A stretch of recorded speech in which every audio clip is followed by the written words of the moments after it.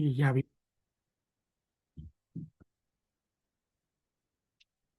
Yavi, good, thank you. Point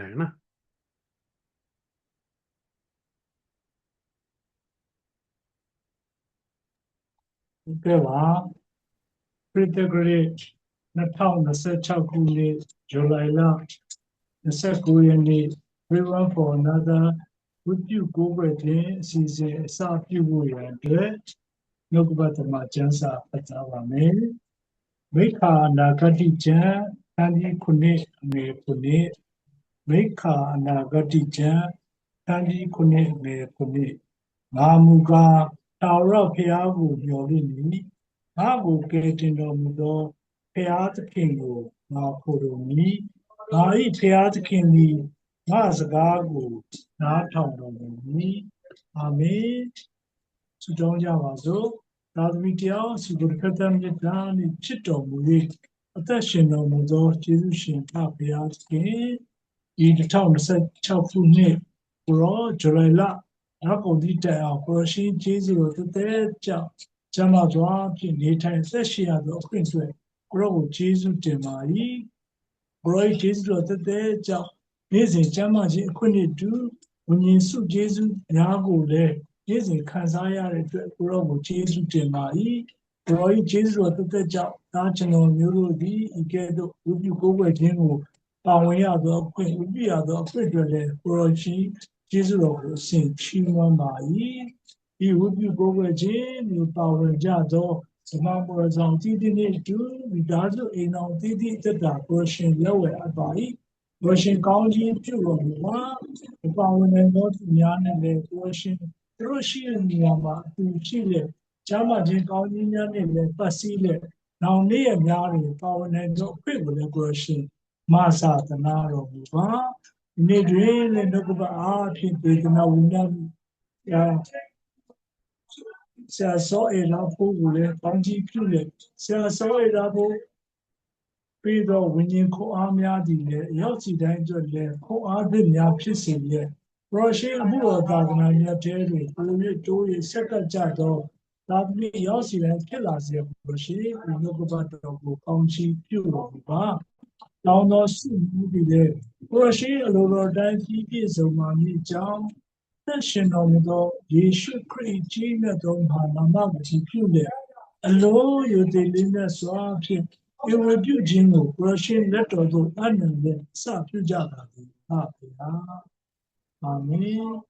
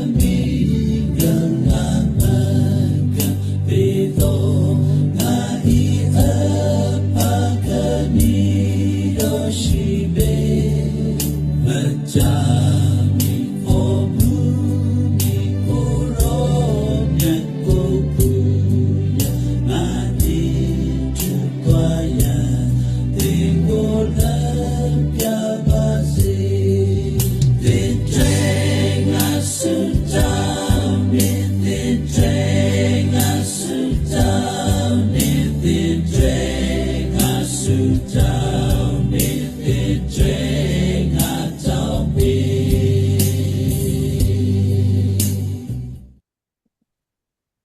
ချိန်မှာနှုတ်ကပတ်ဒေသနာတော်များကိုဆရာဟုတ်ကဲ့ခုချိန်မှာချီနှောင်သောကျိုးဆိုတဲ့နှုတ်ကပတ်ဒေသနာတော်များကိုဆရာတော် Reverend Saul Polythuma ဝင်ရမှာဖြစ်ပါတယ်ဆရာတော် Saul Polythuma ကိုအချိန်နာရီအနံပါတယ် ဟုတ်ကဲ့ပါရှေ့ဦးစွာဘုရားသခင်ရဲ့ကျေးဇူးတော်ပေါင်းကိုချီးမွမ်းပါတယ်ဒီကနေ့ဆရာစောရတာဖို့အလေးကြပြီမဲ့ဆရာ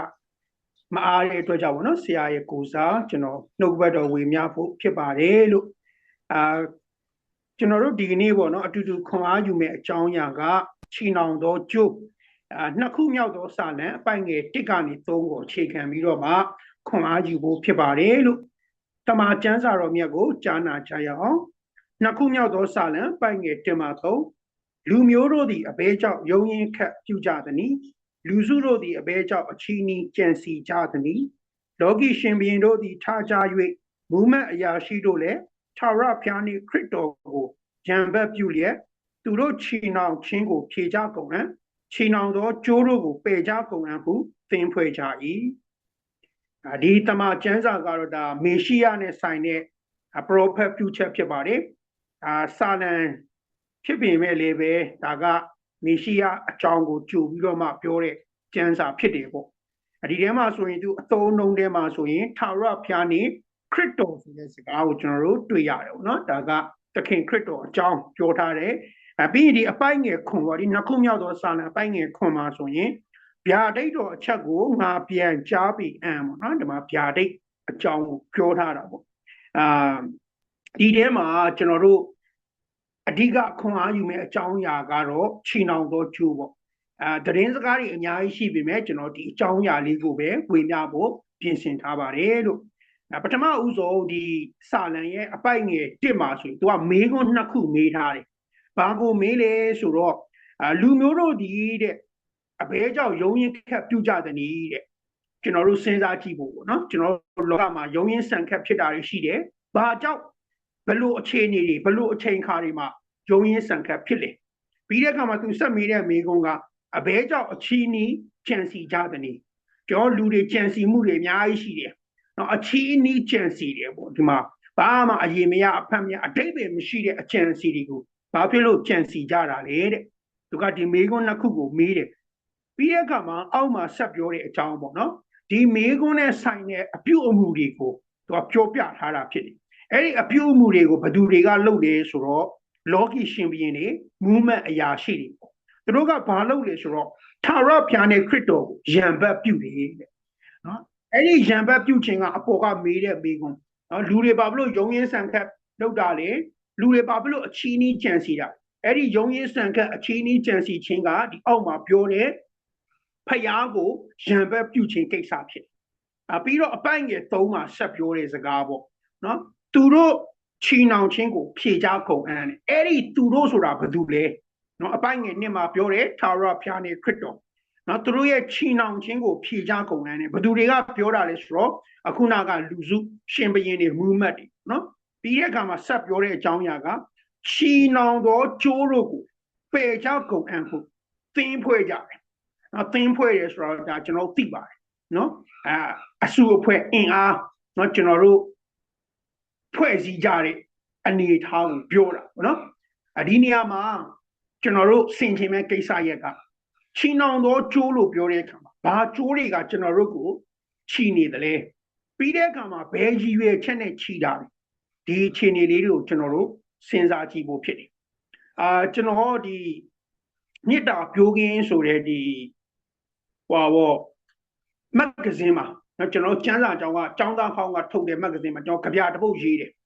ကြပြကောင်းစဉ်ကနှောင်ကြိုးတမြင်ပေါ့ဒီကြပြမှာကျွန်တော်ပထမအပိုက်မှာပါရေးလေဆိုတော့နှောင်ကြိုးတမြင်ရစ်ကငင်စဉ်ယုံကမထွက်မိန်ကနေလျက်ကာလကြာလို့တိုးပွားသည်မှုချီနှောင်ဆိုးကောင်းဘယ်တော့မပြောင်းနော်ဒါပထမတစ်ပိုက်မှာပြောချင်တာကကျွန်တော်တို့ကိုချီနှောင်နေတဲ့နှောင်ကြိုးတွေကိုကျွန်တော်တို့ကမယုံထွက်ဘူးဆိုရင်အချိန်ကြီးကြာလာတဲ့အခါမှာကျွန်တော်တို့ဒီမှာပေါ့နော်ခိုင်နေသွားတယ်ဆိုတဲ့အကြောင်းကိုရေးထားတာဒုတိယအပိုင်းမှာတော့သူကအပြစ်နှောင်ကြိုးအကြောင်းပေါ့နော်အပြစ်နှောင်ကြိုးပြစ်ကတိုးလို့နော်မထွားမြည်စဉ်နော်မကြီးထွားစဉ်ကျွန်တော်ယုံထွက်ဖို့ပေါ့ တရားတစ်ပိုက်မှာတော့အရှင်နောင်ကျိုးပေါ့နော်အရှင်နောင်ကျိုးကမေတ္တာမျိုးမို့ပေါ့နော်ကျွန်တော်တို့ယုံကမနေဘူးငြိမ်နေမယ်ဆိုတဲ့အကြောင်းပေါ့ဒီနေ့ကျွန်တော်တို့ကိုချီနှောင်နေတဲ့ကျိုးတွေအများကြီးရှိတယ်နော်ကျွန်တော်ကျိုးတွေအများကြီးရှိတယ်ဒီမြင်ရတဲ့ကျိုးတွေအကြောင်းမဟုတ်မမြင်ရတဲ့ကျိုးတွေပေါ့ဒီနေ့ကျွန်တော်တို့ငငယ်တုန်းကဆိုရင်ကျွန်တော်တို့ကိုဘာကျိုးတွေနဲ့ချီတယ်မိဘတွေဆရာသမားတွေကနော်စီးမြင်စီကန်းဆိုတဲ့ကျိုးတွေနဲ့ချီတယ်အမိတ်အာနာဆိုတဲ့ကျိုးတွေနဲ့ချီတယ်ဒါထက်တိုးပြီးတော့မှပြောရမယ်ဆိုရင်မေတ္တာတရားဆိုတဲ့ကျိုးတွေနဲ့ချီတယ်အခုဆိုကျွန်တော်အိမ်တော်ရှိတယ်ကျွန်တော်ဇနီးတဲ့နဲ့ကျွန်တော်တယောက်နဲ့တယောက်မေတ္တာကျိုးနဲ့ချီနှောင်နောက်ပြီးတော့တန်ရောစင်ကျိုးနဲ့ကျွန်တော်တို့ချီနှောင်ကြတယ်နော်ဒါကကျွန်တော်တို့သိပြီးသားတွေပဲတယောက်နဲ့တယောက်ဘာတွေနဲ့ချီနှောင်လဲမေတ္တာတွေတန်ရောစင်တွေနော်လူကြီးမိဘတွေဆိုကျွန်တော်တို့စီးမြင်စီကန်းတွေနော်တချို့တွေဆိုအမိတ်အာနာတွေစသည်ဖြင့်ပေါ့နော်ကျွန်တော်တို့ချီနှောင်ကြတယ်တယောက်နဲ့တယောက်ပြီးတဲ့အခါမှာကျွန်တော်တစ်ဖက်မှာလည်းအဲ့ဒီကျိုးတွေနဲ့အတူကျွန်တော်တို့ကိုချီနှောင်နေတဲ့ကျိုးတွေရှိတယ်ကျွန်တော်တို့ကသူများကိုချီတဲ့ကျိုးတွေရှိအဲ့ဒါဘာကျိုးတွေလဲနော်ကျွန်တော်တို့အမုန်းတရားတွေနော်အမုန်းကျိုးတွေခွင့်မလွတ်နိုင်ခြင်းတွေပေါ့နော်ကျွန်တော်တို့မာမာနတွေအာဃာတတွေနဲ့ကျွန်တော်တယောက်နဲ့တယောက်ဘာလို့လဲချီနှောင်ကြတယ်ဒါကကျွန်တော်တို့မမြင်ရတဲ့ကျိုးကျွန်တော်တို့သိပြီးသားကျိုးတွေပဲနော်အဲ့လိုချီနှောင်တဲ့အခါမှာရည်ရွယ်ချက်တွေရှိတယ်ရည်ရွယ်ချက်တွေရှိတယ်တချို့ရည်ရွယ်ချက်တွေကတော့ဘာဖြစ်လဲဆိုတော့ချီရဆိုတာကျွန်တော်တို့ကိုလုံမရအောင်ကျွန်တော်တို့ကိုနှောင်ဖွဲ့တဲ့သဘောနဲ့ချီတာဒါပေမဲ့တချို့ချီရဲ့အရာတွေကတော့ကျွန်တော်တို့ကို safety ပေါ့နော်ကျွန်တော်သိပါတယ်လုပ်ငန်းခွင်မှာဆိုနော်ဟိုးကျွန်တော်တို့ငငယ်တုန်းကရေတွင်းတွေရှိတယ်နော်ဟိုမြေအောက်တွေရှိတယ်ဆင်းတဲ့အခါမှာတေးသေးချာချာကျိုးနဲ့ချီနှောင်ပြီးတော့မှအဲ့ဒီတဲကိုဆင်းတယ်အပေါ်ကလူတွေကဒီကျိုးကိုကင်ထားတယ်အချိန်တန်ဒီကျိုးကိုပြန်ဆွဲဒီလူအပေါ်ပြန်ရောက်နော်ဥပတ်မရှိနော်ကျွန်တော်အခုဆိုလဲတွေ့တယ်အဆောက်အဦအမြင့်ကြီးတွေပေါ်မှာလူတွေတက်ပြီးအလုပ်တွေလုပ်ကြသူတို့ကိုသူတို့ပါပြီကြက်နေအောင်ကျိုးတွေနဲ့ချီနှောင်ထားကြတယ်ဘာဖြစ်လို့လဲဥပတ်မဖြစ်အောင်စိတ်ဖြစ်အောင်ချီနှောင်ကြဒီကနေ့ကျွန်တော်တို့ချီနှောင်ခြင်းမှာရည်ရွယ်ချက်2မျိုးပဲရှိတယ်ပထမတစ်မျိုးကကျွန်တော်တို့ကိုကျဉ်းကျပ်ပြီးတော့မှကျွန်တော်တို့ကိုချုပ်ကင်ဖို့အတွက်ကျွန်တော်တို့ကိုမလွတ်မလပ်ဖြစ်အောင်မကောင်းတဲ့ရည်ရွယ်ချက်နဲ့ချီတယ်ဒုတိယတစ်မျိုးကတော့ကျွန်တော်တို့ကိုဒုက္ခမရောက်အောင်အဆက်တကွဲအကျိုးနဲ့မဖြစ်အောင်နော်ကျွန်တော်တို့ကောင်းတဲ့ရည်ရွယ်ချက်နဲ့ချီတယ်ဒီနေရာမှာချီတဲ့ကျိုးစားနဲ့နှစ်မှာချီတဲ့ကျိုးကဘာကျိုးလဲဖယားသခင်ကကျွန်တော်တို့ကိုဘယ်ကျိုးနဲ့ချီထားလဲသူ့ရဲ့မေတ္တာကျိုးနဲ့ချီတာသူ့ရဲ့ပညတ်တရားကျိုးတွေနဲ့ကျွန်တော်တို့ကိုချီထားတယ်အဲ့ဒါကဘာရည်ရွယ်ချက်လဲကောင်းသောရည်ရွယ်ချက်ပဲဖြစ်တယ်ဒါပေမဲ့ဒီလူတွေကမဟုတ်ဘူးအဲ့ဒီကျိုးကိုဘာလုပ်ချင်လဲဖြီးချင်တယ်နော်အဲ့ဒီအတွက်တို့ဘာလုပ်လဲသင်ဖွဲ့တယ်အပေါ်မှာဆိုရုံရင်းစံကပြူတယ်ငါတို့လက်မခံနိုင်ဘူးငါတို့ကိုမချီနဲ့ငါတို့မကြိုက်ဘူးဒီလိုမျိုးပေါ့ဘလောက်တိတော့မှသူကပြောလဲဆိုတော့အပိုင်းငယ်နှစ်မှာခရစ်တော်နဲ့ထာဝရဘုရားကိုယံဘတ်ပြုတယ်တဲ့ဖယားရဲ့ချီနှောင်တဲ့ကျိုးတွေအတွက်သူတို့ဖြီဖို့ယံဘတ်ပြုကြတယ်ကျွန်တော်တို့ကိုအဲ့ဒါလိုကြံစီမိဖူးလားစဉ်းစားကြည့်အောင်ဖယားကကျွန်တော်တို့ကိုဘယ်လိုကျိုးတွေနဲ့ချီနှောင်ထားလဲဖယားချီနှောင်တဲ့ကျိုးကကျွန်တော်တို့အတွက်ကောင်းကျိုးချမ်းသာဖြစ်တယ်ဆိုတာကိုကျွန်တော်တို့စဉ်းစားမိဘူးလားဒါကိုကျွန်တော်တို့ပြန်လဲသုံးသပ်ကြဖို့ဖြစ်တယ်ဒီကနေ့လူတွေကဘယ်လိုပဲဖြစ်ဖြစ်အခြေခံရပြီဆိုကျွန်တော်တို့ကကျဉ်းကျက်တယ်ငွန်းကျက်တယ်ဒါပေမဲ့ကျွန်တော်တို့တွေဘလောက်ပဲတင်းတင်းကြပ်ကြပ်ခြိထားပါစေကျွန်တော်တို့အတွက်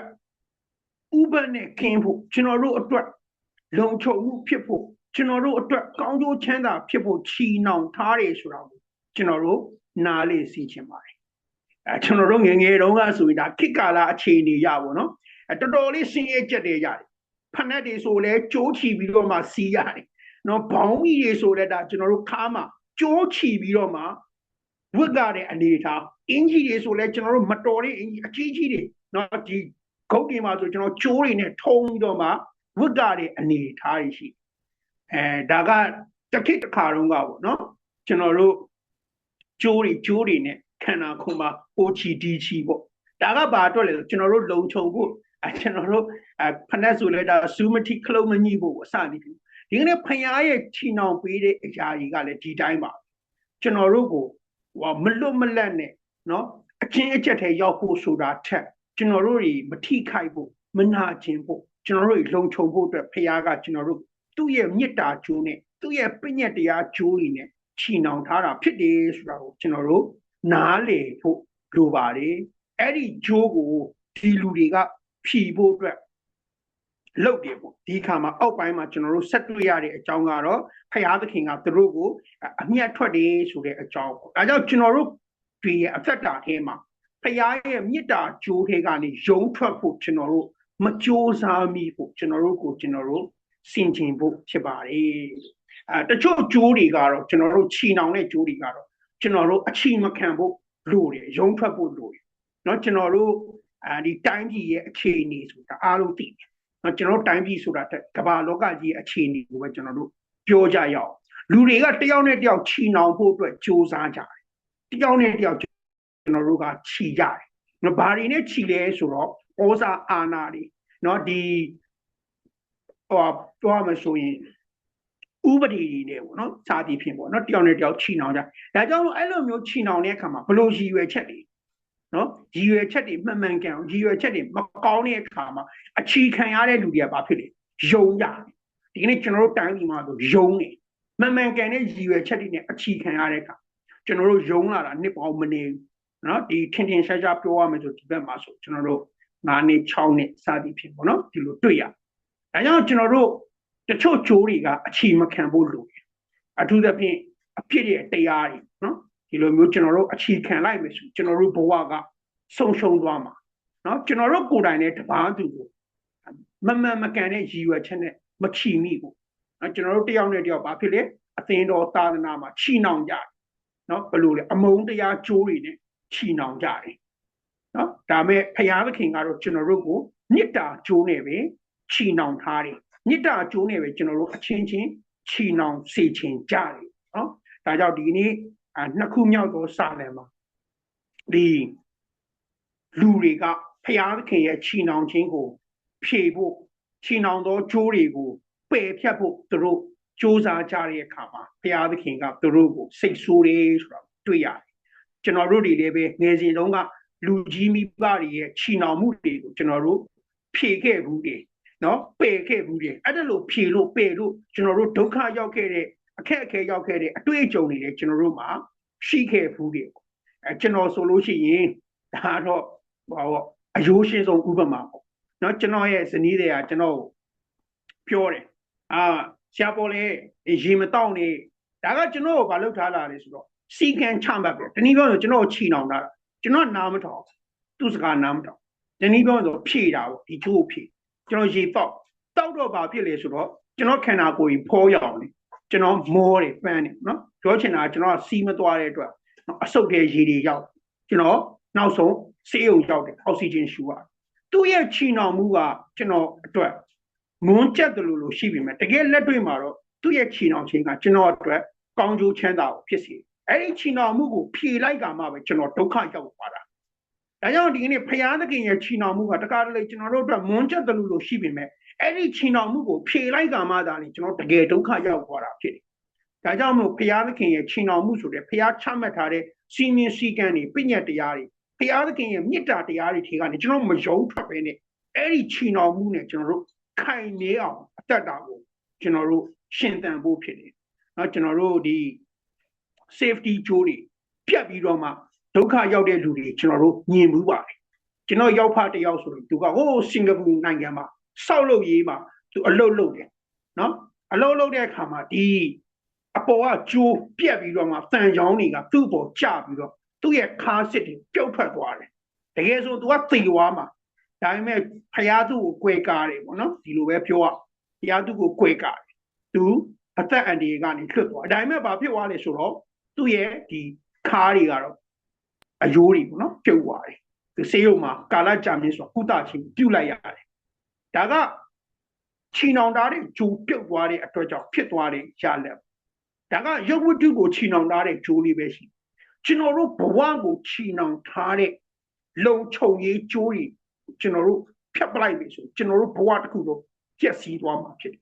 ဒါကြောင့်မို့ဒီနေ့ကျွန်တော်တို့နားလေရမယ့်အရာကဖယားသခင်ကကျွန်တော်တို့ကိုဘလို့ဂျိုးတွေနဲ့ရစ်ပတ်ချီနှောင်ထားလေကျွန်တော်တို့အတွက်ဘလို့ရည်ရွယ်ချက်နဲ့ရစ်ပတ်ချီနှောင်ထားလေကျွန်တော်တို့ကတော့အဲ့ဒီအရာအတွက်တကယ်ပဲလိုလိုလားလားရှိရလားဒါမှမဟုတ်ကျွန်တော်တို့အဲ့ဒီအရာအတွက်စန့်ကျင်ပြီးတော့မှအသက်ရှင်နေတာစဉ်းစားဖို့ဖြစ်တယ်ဒီကနေ့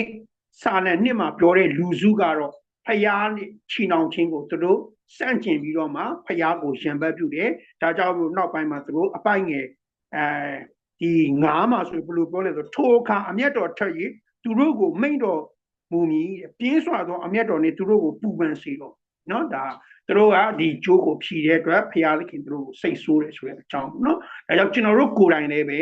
ဒီကနေ့ဖယားရဲ့မြစ်တာကြိုးနော်ဖယားရဲ့ပြည့်ညက်ချင်းကြိုးတွေထဲကနေမယုံထွက်ပဲနဲ့ဒီကြိုးတွေရဲ့ချီနှောင်မှုနဲ့ကျွန်တော်တို့ရဲ့လုံခြုံမှုကိုလာမယ့်အနာဂတ်မှာပိုင်ဆိုင်နိုင်ကြပါစေလို့ပဲအနေငယ်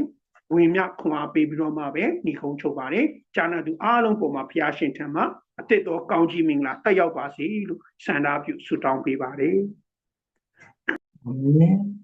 ချီနောင်သောကျိုးဆိုတဲ့ခေါင်းစဉ်ဖြင့်နှုတ်ဘတ်တော်ဒေသနာကိုမျှပေးသွားတဲ့ဆရာတော်စိုးပေါ်တဲ့သူကိုသူကျေးဇူးတင်ရှိပါတယ်ဆရာတော်ပေါ်တဲ့သူကျမ်းစာချင်းကောင်းကြီးများလို့ကိုရရှင်စေတစီပေးသနာပါစေလို့ဆုတောင်းမြတ်တာပို့စားပါတယ်ခုချိန်မှာဆုတောင်းတဲ့ချိန်ဖြစ်ပါတယ်ဆုတောင်းခြင်းကိုတော့ဆရာမချူချူမြင့်ကဆုတောင်းပေးမှာဖြစ်ပါတယ်update များရှိပြီးတင်ပြနိုင်ပါတယ်ဆရာမချူချူမြင့်ဆုတောင်းပြီးလို့ရှိရင်တော့ဆရာတော်ဒီထုံးမှာကောင်းကြီးပေးခြင်းအားဖြင့်ဝတ်ပြုခြင်းကိုရုပ်သိမ်းမှာဖြစ်ပါတယ်